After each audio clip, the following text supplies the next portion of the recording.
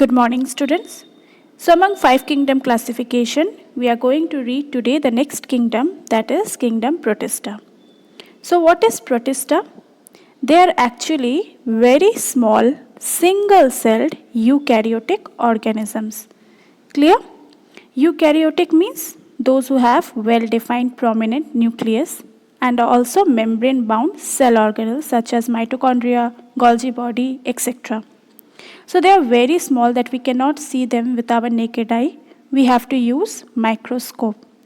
And they live in water, such as ponds, river, lake, sea, etc. Or can also be terrestrial, means can live in land also. Some examples are amoeba, paramecium, euglena, etc.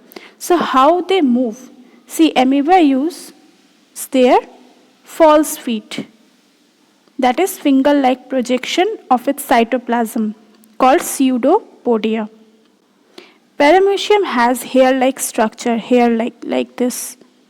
They have hair-like structure as you can see here, that is called cilia, with the help of which they can move. And euglena has whip-like structure called flagellum. See, this flagellum you can see, with the help of which they can move from one place to another. Next is their mode of nutrition.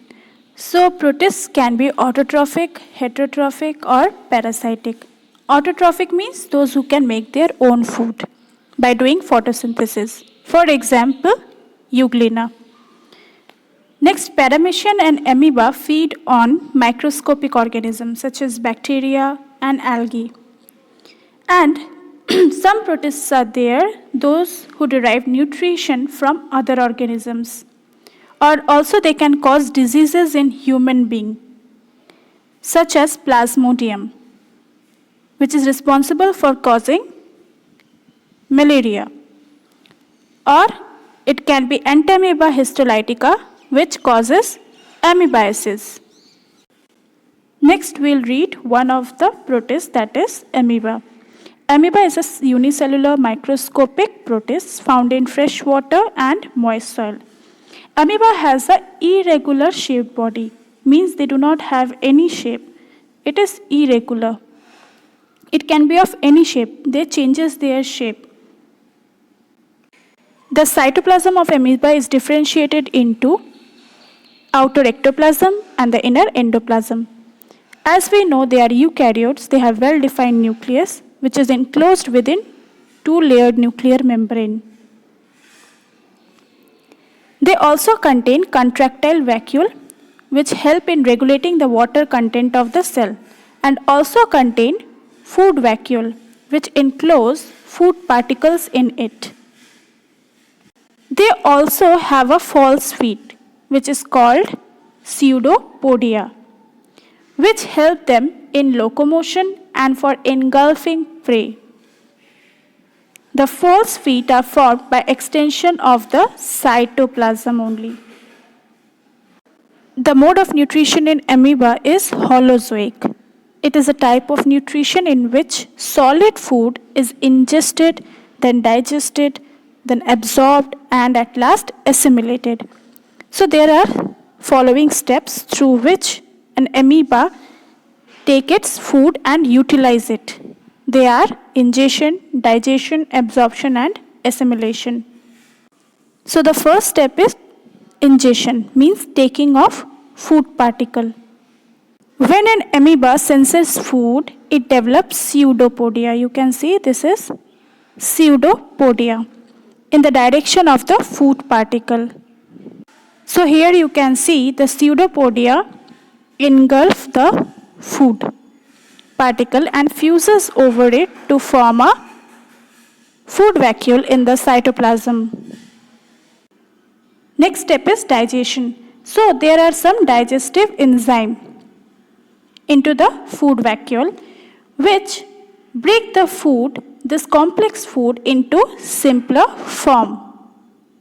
So here you can see with the help of digestive enzymes, the food has broken into simple soluble form that can be easily absorbed by the cell. Now, this digested food get absorbed within the cytoplasm by diffusion. Diffusion means in which the solute moves from higher concentration to lower concentration. These nutrients are then used to build new protoplasm and obtain energy. And the last step is egestion, in which the unabsorbed or undigested wastes are, suppose these are the undigested waste material, are removed out of the cell body. Next is locomotion. So an amoeba moves by means of pseudopodia, that is also called false feet. When an amoeba moves, it forms a pseudopodium from the cytoplasmic projection in the direction of movement of its body. Suppose this is an amoeba and it wants to move in this particular direction, so it will extend its pseudopodia in that particular direction. This extension continues to grow due to the flow of protoplasm.